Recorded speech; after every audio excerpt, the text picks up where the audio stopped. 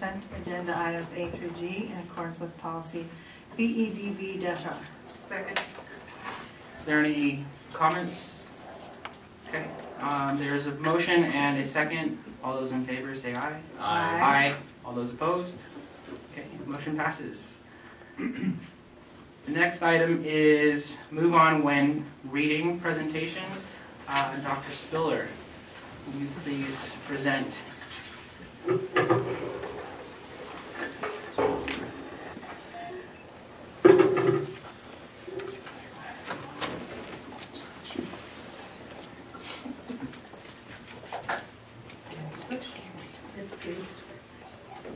Good evening, Governing Board, members of the Cabinet. I'm here with Miriam Libman. We're going to talk about move on when reading. So what I have put on the slide is actually the part of the House Bill 2732, which is what we call the move on when reading bill. And what it does is describe that for our third grade students in the year 13-14,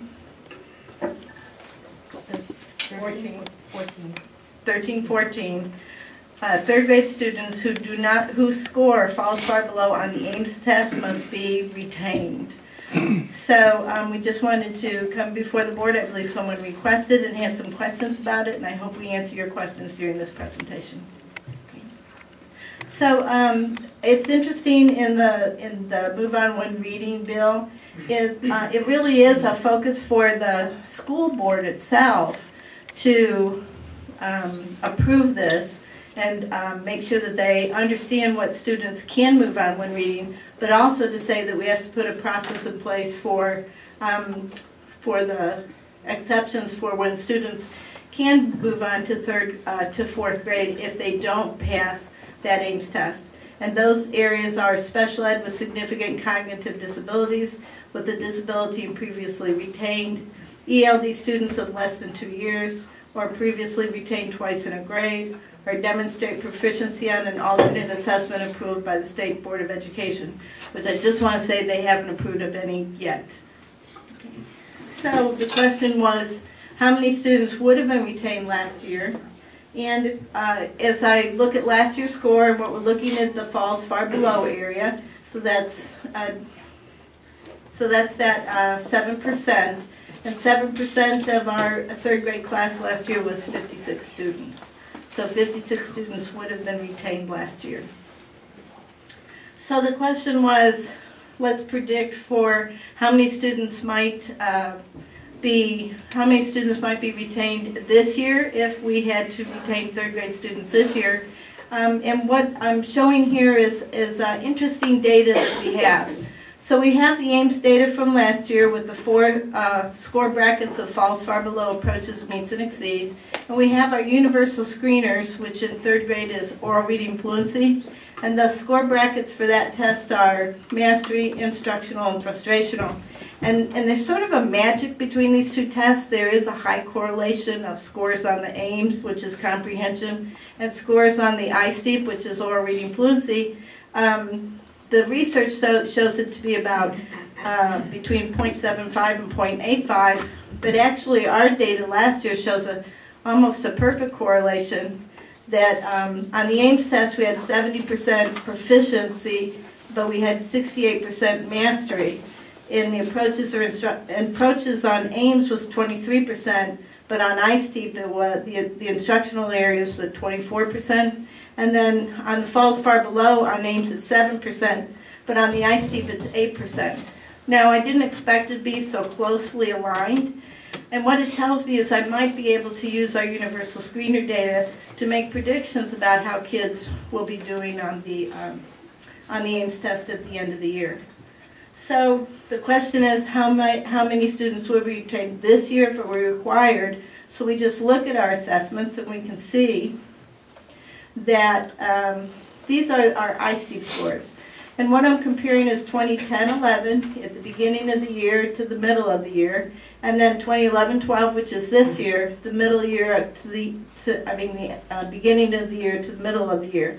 And what I hoped to see was, of course, improvement from fall to winter. And then I also wanted to know, did we have improvement from last year to this year? So the good news is, yes, I see improvement from fall to winter. I see 6 sites that have improved their scores from last fall to this fall. But unfortunately, I don't see a remarkable, I actually see a decline, a small decline in total proficiency in these winter universal screener scores. I don't know if the difference in last year to this year is significant. It's just a couple of words. So I don't know if it's significant. All I know is it's not an improvement. So on the next slide, another set of data that I can look at are quarterly benchmark assessment data. Quarterlies are very predictive of Ames test. It is testing for comprehension. So I'm showing the 2010-11, which is on the left, and the 2011-12 is on the right. And what I can see is that we had 56.2% of the students were on course last year at this time, but this year we have 58.2%. That is a modest improvement in the quarterly benchmark assessments. I wish it was higher. So I put these two data points together and I make sort of an evaluation. So on the next slide we see that we don't believe the third grade program has shown a lot of improvement from last year to this year. So we just make a prediction that we might expect this year to see the same, about 7 to 8% of the students being bar blown on the Ames test or non-proficient. They could be retained if the law was asking us to retain this year. So it concerns us when that happens. And so we'll be looping out to the principals and just say, and also to curriculum instruction, and we'll talk about the data in order to make plans for next year. So when we look at our reading initiatives, oh good. So Miriam's going to talk to you about our reading initiatives and what we have in place now and what we're going to do in the future. Good evening. So my task is to tell you about all of the things that we have been implementing and are due to continue to implement in order to improve the scores of our K-3 students. So the first thing that you see there is the curriculum implemented aligned to the new Arizona Common Core standards. This year our K-1 students are using the new units that were created this past summer that are completely aligned with the Common Core in order to help because part of the new Common Core is much more rigorous curriculum, much more rigorous reading. So we are using the K-1, where they're using everything that was developed this summer. In terms of our Tier 1 core instruction, we have 90 minutes allocated to our mainstream students in reading and language arts, and 60 minutes in reading in the ELD classrooms, and those are very specified reading in using their essential performance objectives as well as the foundational skills outlined in the Common Core. We also have 45 minutes after students have been taught for a period of, let's say, 5 to 6 days, and they take the common formative assessments. They are regrouped based on need, and so that really differentiates instruction for our students. And speaking of instructional strategies and differentiation, our teachers are working with the CT4S, and they're getting coached as well as using all the attributes. And then in their language arts block, they are doing multiple instruction, and there's a real need for guided reading, and many of the sites are already implementing guided reading across K-3. They're also having Ella lessons, which is part of one of our district initiatives to increase the vocabulary of our students. And then this past summer, 32 teachers participated in the Spalding summer training, which was a 2-week intense, very intense. It's 4 hours of training and then many, many hours of homework after they go home. And it's directly tied to phonics and phonemic awareness and grammar and writing. And our teachers are much better equipped at teaching the letter names and sounds and phonics elements to our students. In addition to that, we also had 104 teachers receiving ELD boot camp, and that also helps with the reading and the grammar of our students, especially in our ELD block. We have, in terms of our support for our classroom teachers, they have initial instruction and coaching with the instructional coach. They spend approximately once a week, sometimes more than that, in working with their at a grade level on initial planning of whatever the essential performance objective is going to be. And then the academic parent-teacher teams, they are where maybe a year ago we only had several schools in pockets. We have all 9 schools participating in academic parent-teacher teams. They are working on fluency. They're working on interactive, engaging activities to help our students with things like high-frequency words, things like our oral reading fluency, being able to read a passage within 1 minute and being able to be accurate and reading with prosody. Then, in terms, again, of our reading initiative, we have Tier 2 instruction. We have reading interventionists and SPED teachers who pull students out, and that targeted intervention is anywhere from 45 minutes to 60 minutes of additional time with reading for those students who are not, who on the universal screener are showing that they're 1 year below grade level.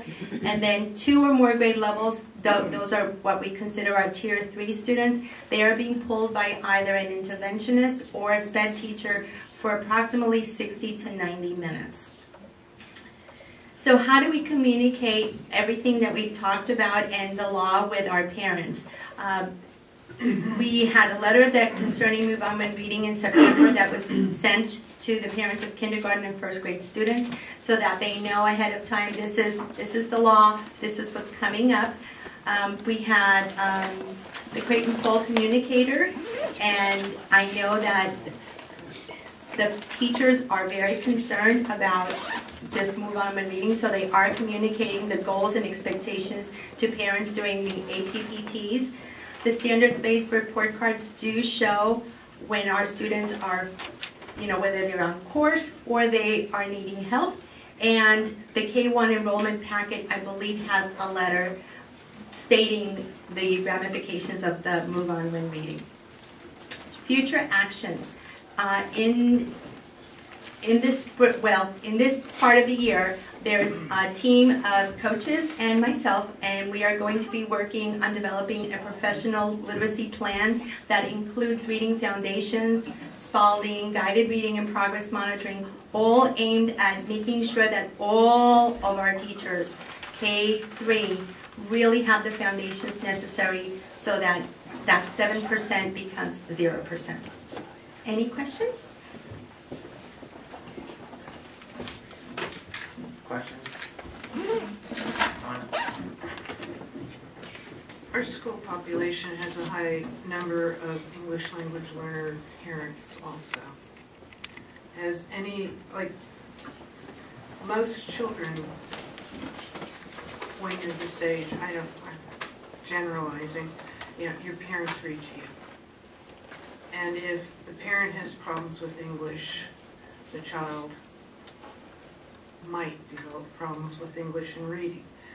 Is there anything set up for parents to help parents work with the child in reading if they're an English language learner or English as their second language, put it that way?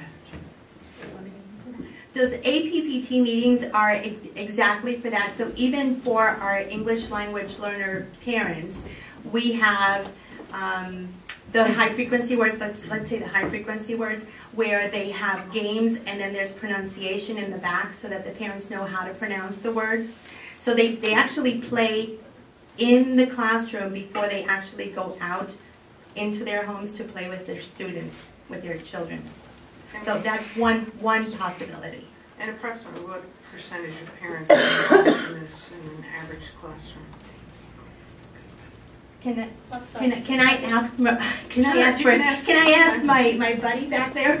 Lynn, what's the percentage of parents that come to the APPT meetings? very, very, K3. K3. Well, I have the data. I would say estimate that Will you it's please 60%. come to the podium so that we can, Oh, sure. it'll pick up in the recording. Thank you. Sorry, it's water.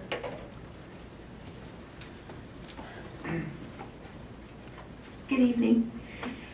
I would have to give you an estimate, although I can send the actual data to you. I actually have it for the first and second APTT meetings. I'm going to estimate 60% to 70%. That just it varies kind of widely, but it is one of our.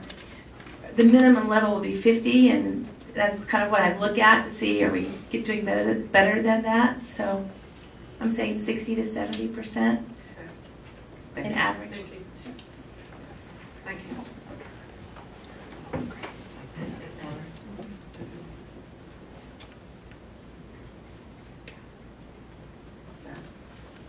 Do you want me to go first? Yeah. What my understanding with this, with the Move On When Reading law, is that a student who is held back also has to be placed with a different reading teacher in the following year. Is that correct? When do we begin making those class placements for those students for a typical school year? And also, when do we get data back from Ames? And how does that coincide? So the Ames data this year is going to come back on May 30th. This law is going to be in place by the school year 2013-14. So in the school year 12-13, which is that next year, we'll be really tracking. We're already tracking kids. We're very concerned. Our goal is that we have 0% students are going to be retained. That's our goal. So when do they start making up class lists?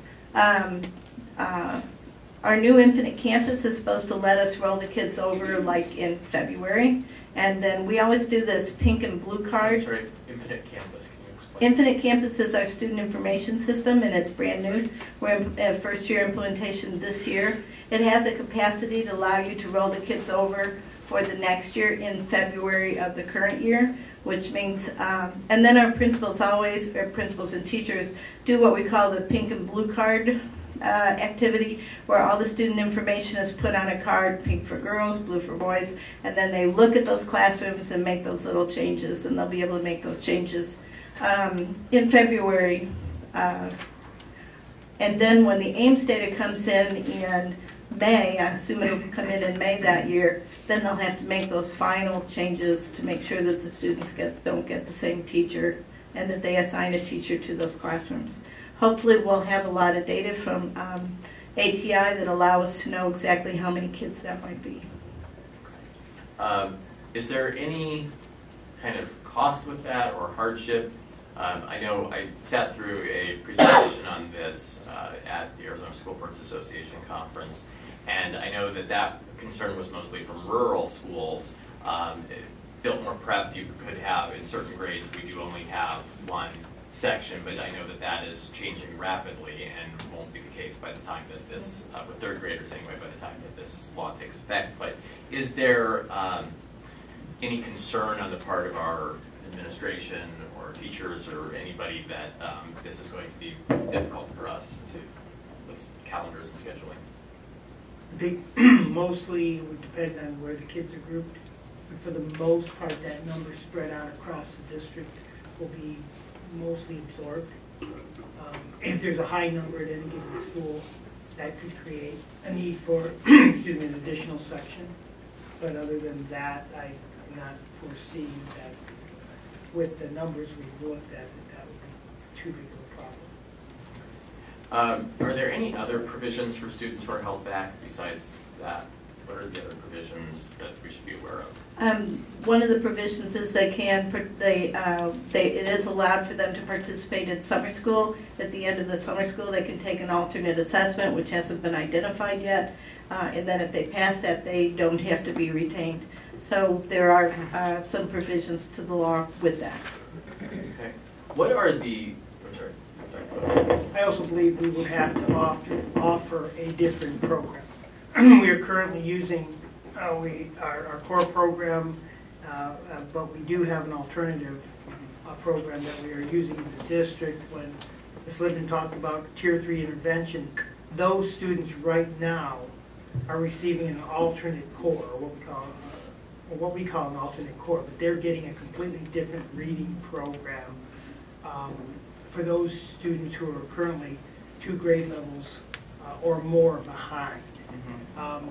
At this point in time, through last year and this year, we're seeing growth with those students. They're gaining about a grade level of growth per half school year. Yeah. So I believe we will have to offer a different reading program. Matt, do you mind if I interject one question here to follow up? When we're looking at the teacher, the 3rd grade teacher, the teacher of record, who doesn't move the child to at least approaches, is there any regard for how much that teacher has grown the student? I mean, if the student comes in at 2nd grade or at 3rd grade, but they're way far behind, it might not be an ineffective 3rd grade teacher. It might be the child had come in so far behind, and it might actually make sense to keep the child with this effective teacher who's done great things. Is there any language about that that we might be able to use the same effective teacher? Not specifically,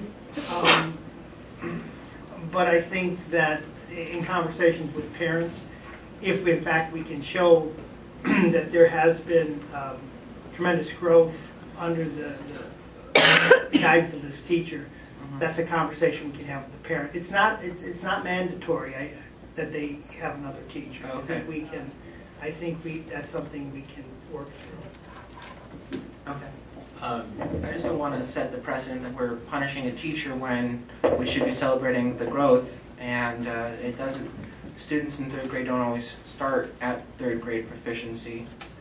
And our responsibility in terms of the system that's been set up with response intervention for those students who are with us more than that 3rd grade year will be to diagnose those issues early and provide intervention well before they get into that final year. We don't want to be in a situation where we have to play catch up of 2 years worth of catch up in a year. Right. And there might be students that transfer into Creighton. So that's my bigger concern. Okay, thank you. Are there any other examples on this in terms of students that wouldn't fall into this, or would? I apologize. These are the only ones that are written in the law. Thank you. And then the final question is, you had mentioned the use of the Spalding training, and I was wondering if that is something now being used at all sites. I do recall that was something at one site. And actually, it began at the prep. They have all their teachers that have gone through the Spalding training, and then, teachers get together and they talk and they got all excited. And so last summer, we had teachers from all across the district partaking in the Spalding course. And so our hope is to offer it again this coming summer and have more K-1 and open it up to 2nd and 3rd grade teachers taking it. Lynn, I have a question for you. The current Ames and ISTEAP data shows that the percent of falls far below students are 7% and 8%, but this is based on the current curriculum. So when the Common Core is implemented, what do you think will happen with those numbers? Do you want to answer that? Well, first of all, in K1 right now, the Common Core is being implemented. So we'll get a sense of how our students are doing based on that. We received some information. Please don't, it'll be on tape, don't quote me on this, from one of our West Ed consultants. A study was done looking at the general rigor of the new Common Core. Now he said that what the study looked at was the percentage of kids that would be proficient looking, using the Common Core. And he said for the typical middle-class student, they're projecting proficiency will be around 38% proficiency, which is extremely low. That's very, very low. We don't know. We know it's more rigorous. We know the levels of reading passages students are going to have to work with are going to be much more complex.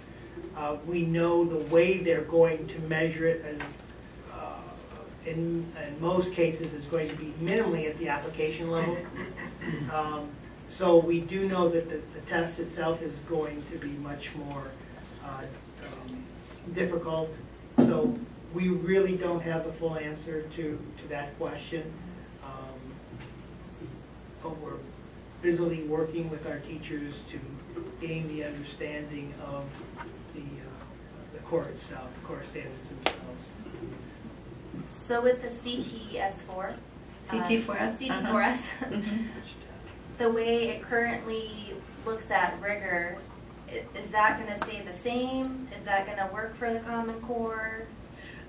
What CT4S says about rigor is that you're on grade level and that you're working as a high level as possible. So with those generalized terms and then looking at what the new essential standards would be like, the CT4S will just be retrained on what do the essential standards look like at that grade level. And we will be asking for higher rigor. The PARCC assessments are they're going to be online. 50% is multiple choice and 50% are going to be those performance assessments or extended responses. And that means our teachers will have to move into using performance assessments in the classroom, and that'll be the big paradigm change from old standards to the new standards. The kids have to write. Okay, thank you. I just have two comments. Most of the things that I wanted to ask have already been asked. So, number one, I'm glad to hear the general sense of awareness amongst our staff and our parents. I think that knowing what's at stake is really important, and it sounds like we're handling that appropriately. And I also wanted to celebrate the longitudinal data. Like, I love looking at that slide and seeing the progress from 2004 to 2010-11. And so that's just an acknowledgement of the great work that our professionals are doing every single day. Thank you. Thank you.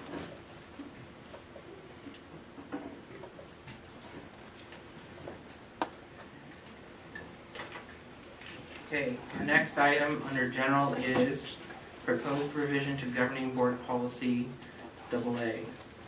Dr. Boyle?